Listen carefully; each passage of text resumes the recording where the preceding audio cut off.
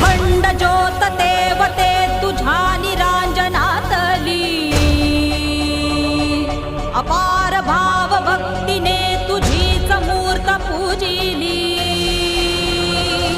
त्रिशूल खड्ग घेऊनी विनाशण्या असुर ये, बनून रौद्र कामिनी प्रकाशण्या तिमिर ये। प्रतीक नारी शक्तीचे वैष्णवी महेश्वरी, तुझाच अंश राहू दे सदैव माझ्या अंतरी। आई अंबे